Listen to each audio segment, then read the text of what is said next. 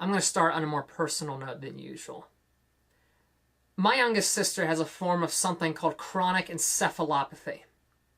You could also call it paraventricular leukomalacia. It has to do with white matter, which is the tissue between gray matter that bridges the brain's various regions together, if you will. When you absorb information, gray matter is essential to storing and making sense of it, which basically makes up most of your brain. Whereas white matter dispenses information across the brain as a connective conduit. Cognition, learning, reasoning, all these things are faculties that depend on both types of matter. But when it comes to my sister, the white matter in her brain is too thin. And that means that several of her faculties are underdeveloped. It's actually a mystery that has stumped doctors to this day, and they can't explain how it happened. She's almost 17 years old now. She says and does things I don't quite understand sometimes that leave me confused. You can't really have a debate or discuss much with her beyond simple topics. She still has imaginary friends and watches children's television programs. She writes backwards occasionally. And while I know what causes these things, I find myself looking into her eyes some days and wondering, how? Why can't she just overcome it? What is it like to be her? I wouldn't trade the world for her because I love her just the way she is. But that doesn't mean I don't ruminate over these questions periodically because I wonder. I think it's safe to say that entertainment media isn't really great about creatively or artistically demonstrating what it must be like to see the world through someone like my sister's perspective. And that goes for other mental conditions as well. But what if they could? Could video games even be capable of artistically and mechanically conveying what it must be like to be in these people's shoes? I think it would go a really long way toward helping people relate to those with conditions like autism, depression, PTSD, and so forth. You know, it's a rare occurrence, but Hellblade: Senua's Sacrifice is one such game that proves this is possible. The way that developer Ninja Theory has portrayed psychosis opens an empathic door that players can walk through to understand what it, and even mental issues as a whole, can be like on a deeply personal level. It's uncomfortable and terrifying at times, but there are strangely beautiful moments that made me feel like I could better relate to those with that mental illness and understand the world from their perspective in new, enlightening ways. The title is a testament to how video games can be one of the greatest mediums to accomplish informative and human experiences like this. In addition, the technology and meaningful design behind the game speak for the ingenuity that independent development can bring about. You'd be hard-pressed to imagine that Hellblade was created on a restricted budget with a team of less than 20 people, but it was. Is Hellblade a perfect game? Well, by no means. I would say that some of its mechanics and design hold it back because they limit some things in application and drag down the pacing at times. However, everything driving Hellblade has heart, soul, and most importantly, an unwavering sense of purpose and intent that rare few titles possess that create an experience that I won't be forgetting anytime soon.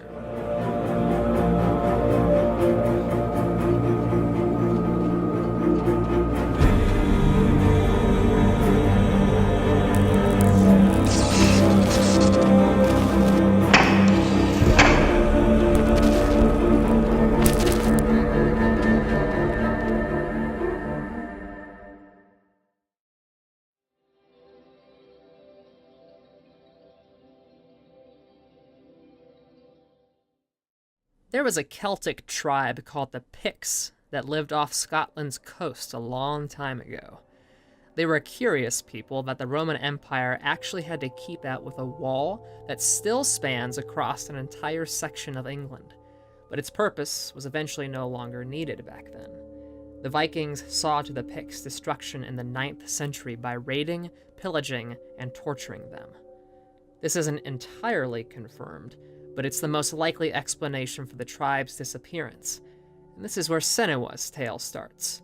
She was socially inept and prone to fits of mania because of her psychosis, so her people banished her to the wilds so she could find revelation, perhaps healing from her illness. However, when she returned from her forced journey of self-discovery, she found her village in ashes. Worst of all, the only person who truly sought to understand her was brutally murdered in a sacrificial rite to the Norse gods. With her lover's life lost, Senua has nothing left to lose. She severs Dillian's head and wraps it up in burlap because she's convinced the seat of his soul lies in it. The only way she can return him to the land of the living is to enter the den of her enemies and confront their gods. If Senua manages to reach Hela, she has the chance to prove herself as a warrior and possibly save Dillian. Or will she? Hellblade is steeped in Norse mythology, and it seems as though she's truly journeying through mystical lands and confronting the gods. Illusions, magic, and divine encounters are par for the course in Hellblade, but there are plenty of signs that much of what you're seeing is imagined, and sometimes not. It's a bit hard to get through at times. Is Senua really fighting Valravn and his demonic minions, or is she encountering a Viking chieftain and his men? Can Senua really slow down time for focus ability, or does this represent a brief boost of adrenaline and hyper-awareness? Is Dillian actually speaking with and guiding her at times? Or does he represent Senua's intuition? You'll constantly be wondering what's real, but no matter what you think, you'll be emotionally invested in Senua's quest all the same, as she clamors to retain what sanity she has left in order to reach Hela. Her path is a harrowing journey of doubt and fear. You'll feel the mental claustrophobia and stress that Senua is constantly undergoing. Her actress, Melina Jorgens, who happens to be the developer's video editor of all things, powerfully conveys this through her motion-captured facial expressions and line deliveries. She'll go from a shaky, quiet disposition to almost frightening displays of impassioned strength and rage. The writing is also a huge contributor to how Hellblade comes across so maturely. It unabashedly approaches psychosis from a visceral standpoint, and shows its effects through Senua in ways that feel true to what it must be like, especially if you watch the developer's diaries behind the game's creation. No thematic elements conveyed through the art direction, writing, or game design feel contrived. For example, much of the writing actually comes from voices inside Senua's head, and a central one that acts as a narrator of sorts, relaying much of her past and personal experiences. The former are like oppressive personifications of subconscious thoughts. What's that? It's a door. No, it's a glitch. No, it's not. Push it. Push it. Push it. Do you think we'll have it? Come on. Come on. Push it. He did it. You literally hear this come to life in Senua's head. In combat, these voices will taunt, worry about, encourage, and cheer for you all at once. They bring so much to your emotional investment in the game and interpretation of Senua, and the narrating voice does the same. It's funny. We all want to see behind the veil, don't we?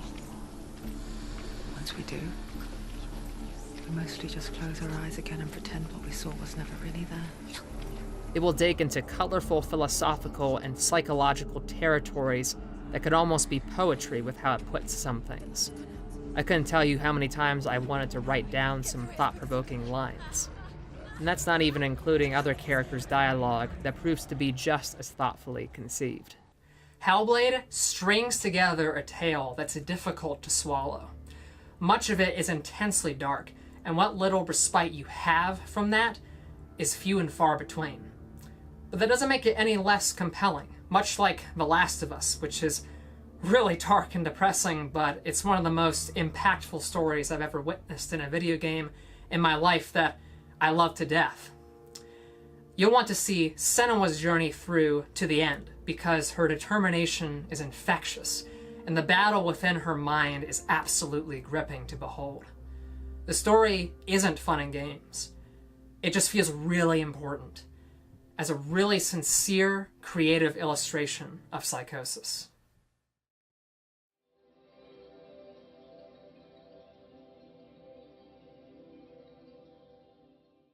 Hellblade is like a walking simulator interspersed with sword combat and puzzle sections. There are plenty of long stretches where you'll be listening to dialogue and taking in the surroundings. Frequent puzzles are meant to engage the player outside the action, but I'd say half of them don't have quite enough depth to stave off plotting.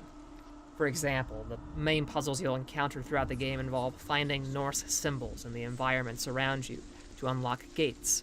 Near the beginning of the game, all you need to do is look around for them since they are naturally occurring, which proves to be mind-numbingly easy. But later on, some puzzles will require that you construct them by changing the environment. One section involves walking through these gates that alter reality by, say, forming a bridge over a ravine, or making an opening in a wall that wasn't there before. There's another where you look into a mask that will send you backward and forward in time, meaning you'll need to use and alter the past to get stuff done in the future, much like the Lord of the Blackstone level in Darksiders 2, where you use the Phase Walker. It's these extra layers that make finding the symbols more entertaining halfway through the game. There's only so much you can do with this central mechanic. Perhaps multiple runes in play would have shaken things up, requiring players to solve brain teasers by combining and interpreting them in surprising ways. Considering that the game has these optional lore stones you can find that tell an overarching history of Norse mythology and how it kind of relates to Senua's quest, it would have been neat to see the game educate players on what these Norse runes mean through puzzles. And that would have been in keeping with what Ninja Theory was trying to accomplish. The theme behind the mechanic deals with psychosis and how those who have it attribute unexpected and new meanings to everyday objects and symbols. Finding Norse symbols in the environments around you emulates this. Even those other puzzles I mentioned roughly relate to symptoms of psychosis, and I think this is especially important to consider from a critiquing perspective. Perhaps increased complexity would have been less truthful to the intention behind the puzzles of allowing players to understand psychosis through game design. And that gives me a deeper appreciation for why they were done in these ways, even though I do think more could have been done without sacrificing the developer's vision to be faithful to portraying psychosis. I'm just glad that there are other puzzles and sequences respectively formed around and independent of these symbol puzzles outside of combat.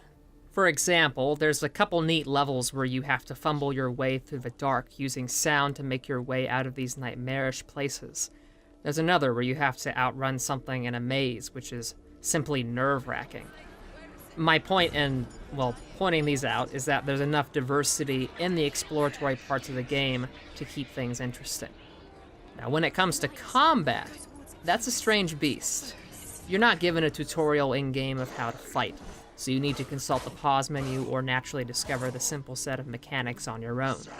There's a light and heavy attack, parry, stun, dodge, which is much like Bloodborne's version, and focus ability that slows down time. Even stranger is how you can execute combos, yet there's no way for you to figure out what they are except through trial and error. However, I like this ambiguity, because your moveset is small, so executing them by accident turns out to be wonderfully rewarding. Now, you've probably inferred how stripped down Hellblade sounds compared to Ninja Theory's previous outings with Heavenly Sword and DMC, and you'd be right. While I haven't played those games myself, I've played similar hack-and-slash titles, but they aren't really emotionally investing.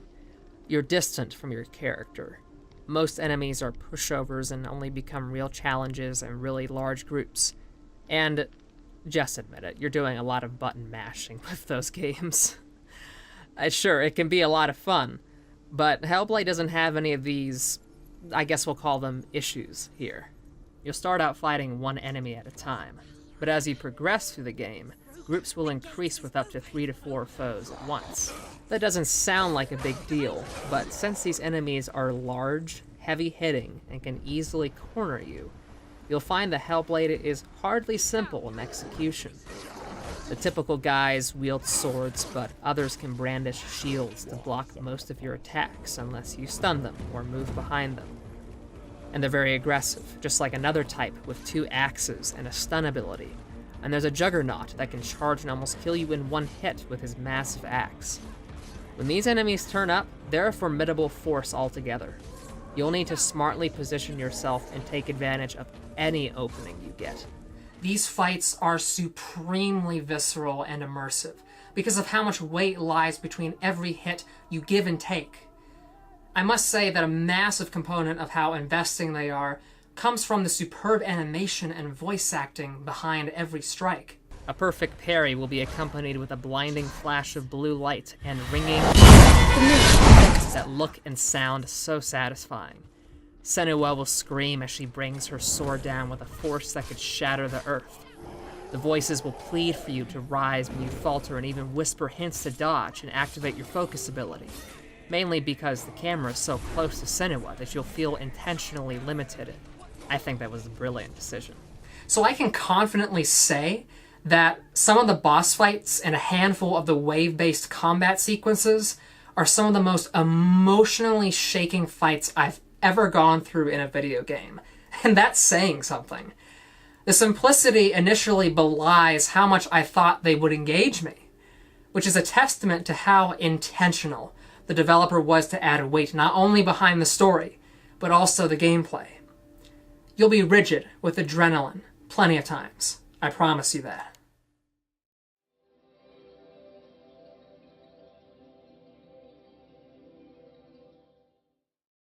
For what it is, Hellblade is a technical marvel. It boasts graphics you'd expect from a AAA title even though it was made independently.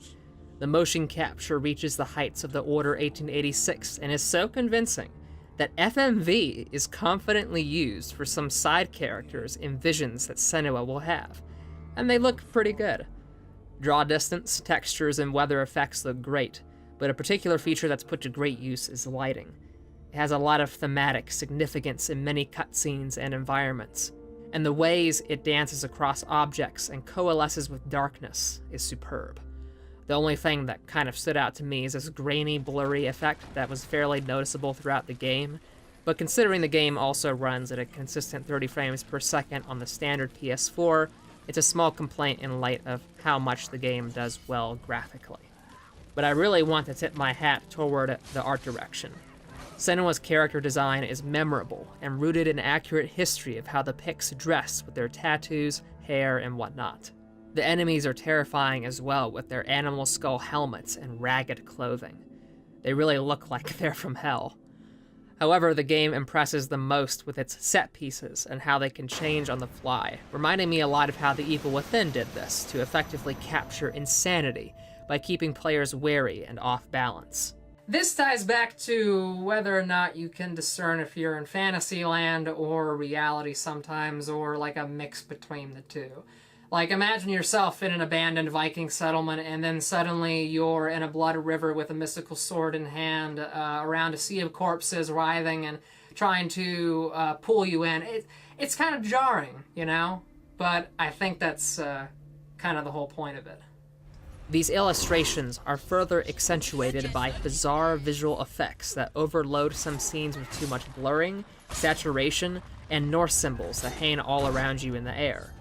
Just like Uncharted 4, A Thief's End, I found myself stopping a lot to use the picture mode because of all these things.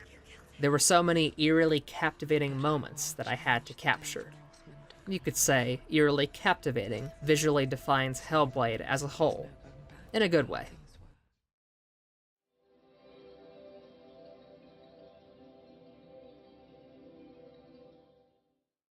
I've already mentioned several aspects of the voice acting because they're integral to the story, but let me say again just how much it brings to the game. While some of the side characters like Dillian and Druth might come across as trying a tad too hard, the main actress provides an evocative performance that's worthy of awards. I need this sword. It's important. Can you help me? The sword appears whole, but it isn't. Even the way she'll absent-mindedly stare into the distance and change her mood in an instant feels so real. I still can't accept how she's never professionally acted before until doing this role. When it comes to the voices Senua hears, you have to wear headphones to truly appreciate them because it'll sound like there are people moving around you in all directions. It's unsettling in all the right ways. There's great mixing and nuance to the sound effects. Reverb, echoing, and distortion go a long way to amplify the weirdness of the experience, And just like how the animation accomplishes so much for the combat, the raw savagery and weight behind the sounds of weapons does the same.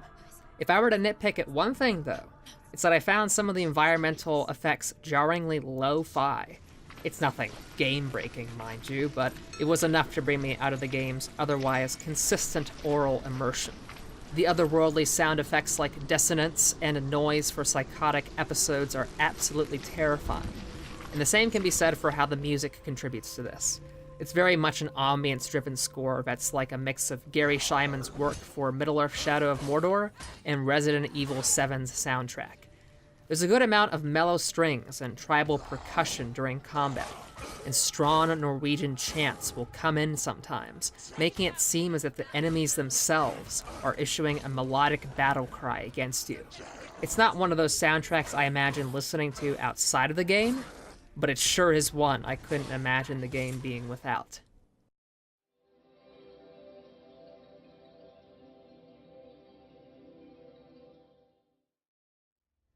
I was worried after the first 2 hours of Hellblade that it wouldn't last long. You have to defeat 2 bosses, and then you supposedly encounter Hela. I was like, is that it? But thankfully, my expectations for the narrative's trajectory were wrong, and it turns out to be like 3 times as long. The entire story lasts around 8 hours, and it's a well-rounded package in terms of pacing with a balance of gripping cutscenes, engaging combat, and a good series of puzzles and exploration. If you're looking for replays, there really isn't much of a reason to do so unless you miss some of the lore stones.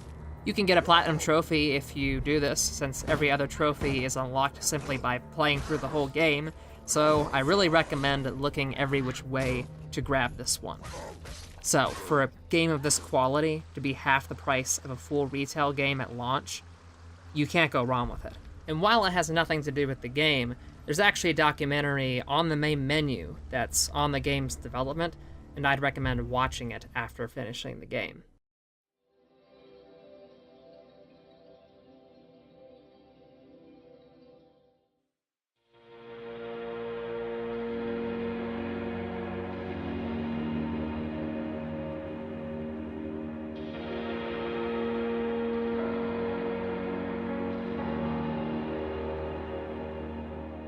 Hellblade: Senua's Sacrifice possesses the ingenuity of the best of indie development, wrapped in the visual trappings of a blockbuster title. It lends a level of creativity and restrained severity to its subject matter, with bone-chilling effectiveness through excellent performances from the game's cast, extraordinarily thoughtful writing, and purposeful art direction and audio direction. It makes me realize that video games can be so much more due to the empathic rapport they can establish through meaningful game design and interactivity. While this vision comes at the cost of sporadically lacking puzzles and a plodding pace for Hellblade, the overall game has enough diversified content to keep you interested, especially with regards to its simple yet engrossing sword fights. If you approach it with an observant mind, you'll catch that unwavering intent and purpose I mentioned earlier. It really does make for a hella the eye-opening experience.